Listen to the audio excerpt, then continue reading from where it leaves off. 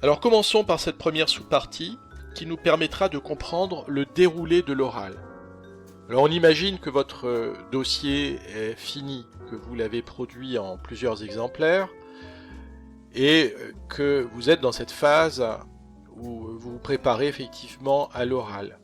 Alors c'est une épreuve qui dure 30 minutes, mais dans cette épreuve, il y a deux parties qui sont bien distinctes. Une première partie qui consiste à présenter pendant 5 minutes un pitch, et puis une partie où pendant 20 à 25 minutes le jury va vous poser des questions et vous allez apporter des réponses donc en fonction à la fois de votre présentation, à la fois du dossier qui a été lu et relativement mémorisé par le jury, et puis également à partir des productions et des annexes que vous aurez laissées sur le bureau du jury. Alors, tout d'abord, ces 5 premières minutes. Comment est-ce qu'elles se déroulent? Alors évidemment, 5 minutes c'est très court, hein.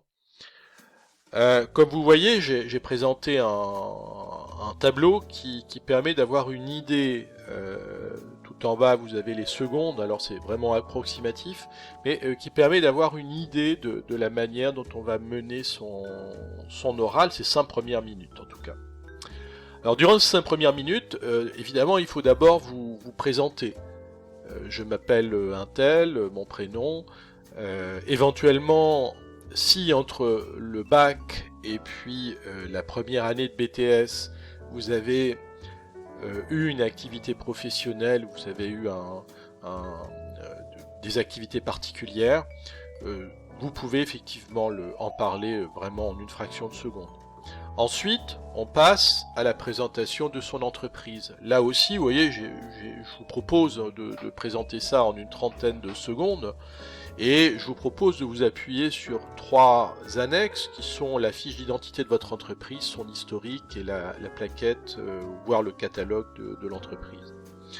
Ensuite, on aborde quelque chose qui est important parce qu'évidemment le projet que vous allez mener est en lien avec votre profil de poste, c'est le profil de poste et la structure organique. Je vous présenterai un petit peu plus tard ce qu'on entend par structure organique.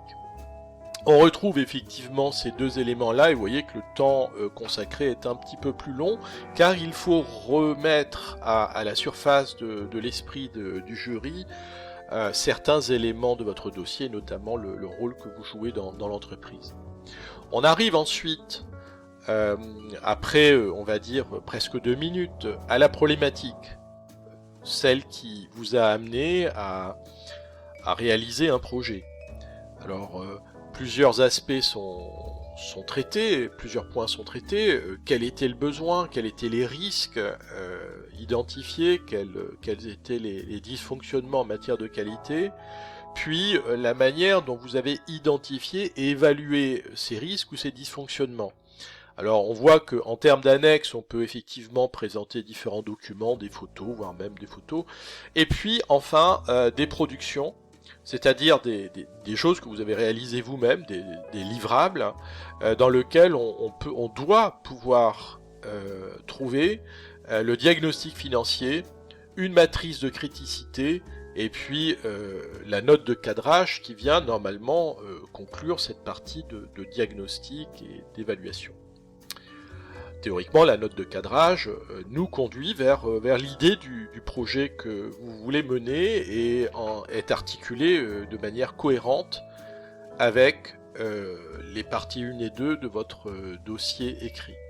On arrive ensuite, et là il ne reste plus que 2 minutes, à votre projet, aux objectifs, à la durée en temps qu'a pris ce projet, l'équipe que vous avez mobilisé autour du projet. Alors ça peut être évidemment vous et votre tuteur, ça peut être vous, votre tuteur et d'autres personnes, et les différentes ressources que vous avez mobilisées. Alors là aussi on va trouver des annexes, donc des captures d'écran, différents documents internes, et puis vos productions. Alors quelles sont ces productions? C'est-à-dire les choses que vous avez réalisées vous-même, cahier des charges, dispositif de veille, tableau de répartition des tâches, budget, alloués et dépenses qui ont été réalisées.